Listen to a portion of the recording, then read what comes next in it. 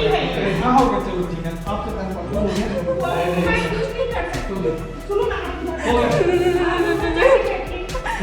है। छालीवुड फिल्म के प्रोड्यूसर मोहित साहू को लेकर आज एक और बड़ा खुलासा आप देखने वाले हैं।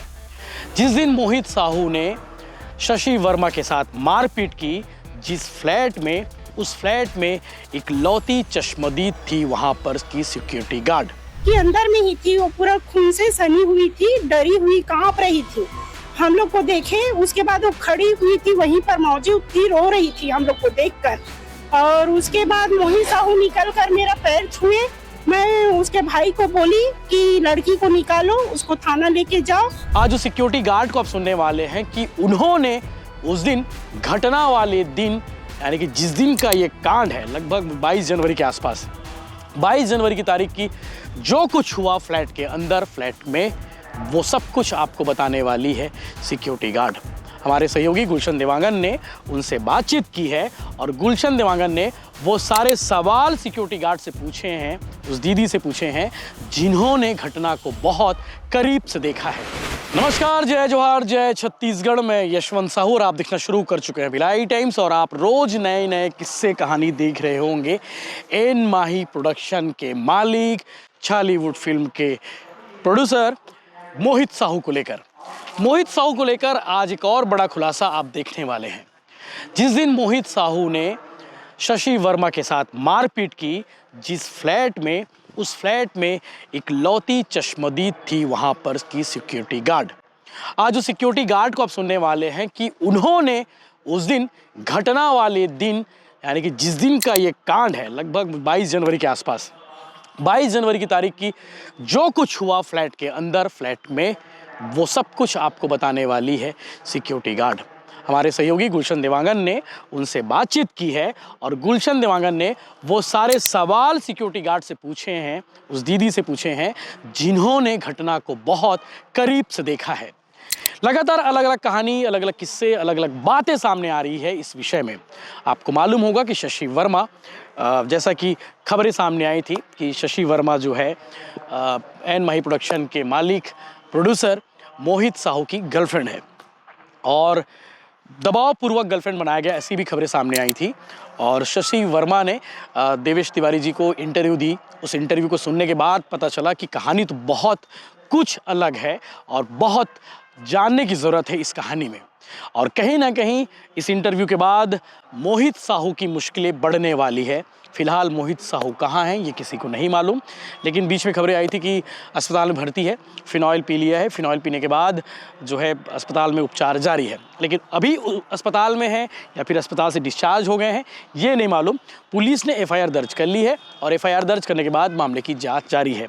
लेकिन इतना तय है कि इस फिल्मी दुनिया में अपने आप में ये अलग पिक्चर है। पिक्चर बनाते बनाते इन्होंने रियल की पिक्चर बना डाली है और शशि वर्मा के साथ जो हुआ है उस पर पूरा छालीवुड शर्मसार है या फिर छालीवुड वाले निंदा कर रहे हैं कि ऐसा नहीं होना चाहिए। मोहित साहू को लेकर अलग बातें सामने आ रही। मैं देख पा रहा था, कमेंट पढ़ रहा था और मोहित साहू को लेकर जो बातें लिखी गई है कि मोहित साहू ने जो किया वो बिल्कुल गलत किया, मोहित साहू को ऐसा नहीं करना चाहिए था। और उसके कैरेक्टर से लेकर उसके एक्टिविटी और उसके काम पर भी लोग सवाल खड़े कर रहे हैं। तो आगे आप सुनेंगे उस दिन दीदी ने क्या कुछ देखा, क्या कुछ उन्होंने बताया है, सब कुछ इस वीडियो में देखने को मिल रहा है। हमारी कोशिश होगी कि बहुत जल्द हम शशि वर्मा से बातचीत करें, क्योंकि आज वो कहीं आउट ऑफ द स्टेट है और कोशिश होगी कि जब भी शशि वर्मा आए उनसे पूछेंगे, आत्मकथा जानने की कोशिश करेंगे कि उस दिन क्या हुआ था और मोहित साहू के साथ जो कनेक्शन चीज़ें सामने आ रही हैं उस पर उनका क्या कहना है। जो कुछ 2-3 दिन पहले जो हादसा हुई से निर्माता मोहित साहू के द्वारा जो मारपीट करे गए जो अभिनेत्री शशि वर्मा का सिचुएशन है, कैसे आपला पता चली, थोड़ा एक बारे में विस्तार से बताओ। देखो भैया, वो शशि वर्मा को तो मारपीट किए थे, बहुत उसका खून बहे था रूम में और हम उसको देखे हैं। पहले तो मुझे पता नहीं था, उसके भाई मेरे पास दौड़ के आए कि मेरे दीदी को मार रहे हैं गार्ड दीदी, अब चलो अंदर उसको छुड़ाना, बहुत मारा पीटी हो रहा है वहां पर। तो मैं उसके साथ गई और उसको बोली हूँ, उसके भाई को, सुपरवाइजर को एक बार बता देती हूँ और ये सोसाइटी का मामला है और मैं अपने से कुछ नहीं कर सकती। मैं तो सिक्योरिटी गार्ड हूँ, आपके साथ जा सकती हूँ, लेकिन मैं एक बार सुपरवाइजर है यहाँ का, उसको मैं बता देती हूँ करके तो फोन लगाई। सुपरवाइजर मार्केट गए थे, वो नहीं आए, है ना। फिर मैं साथ में गई, यहाँ कोई नहीं थे। 22 तारीख का बात है, 22 जनवरी का।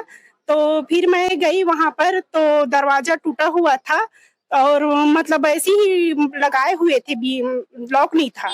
तो मैं थोड़ी देर वहां रुकी, माहौल बिल्कुल शांत था, वहां कोई आवाज नहीं आ रहे थे। तो मैं सोची वहां लड़की को मारा पीटी कर रहे थे, तो मार तो नहीं दिए, कुछ आवाज नहीं आ रहा था। तो हम लोग 1 मिनट रुके बाहर, उसके भाई, मैं और एक और भैया थे। फिर उसके बाद मैं दरवाजा को अंदर ढकेल कर अंदर गई, तो वहां रूम में घसीटते हुए लड़की को लेके गए थे।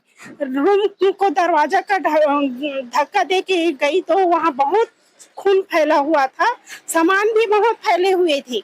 उसके घर का सभी सामान इधर उधर पड़ा हुआ था, कोई व्यवस्थित नहीं था। चम्मच झारा जो भी है, उसका बिस्तर भी, कपड़ा भी, चूड़ी उड़ी सब। उसके बाद मैं रूम के पास पहुंची, कोई आवाज नहीं आ रहा है, कैसे ही मत कोई कुछ नहीं बोल रहे हैं, यहाँ तो सन्नाटा है करके। तो फिर दरवाजा के रूम के पास गई। रूम के पास गई तो वहां बोल रहे थे लड़की को, मतलब मोहित साहू बोल रहे थे, दोनों ही थे वहां अंदर।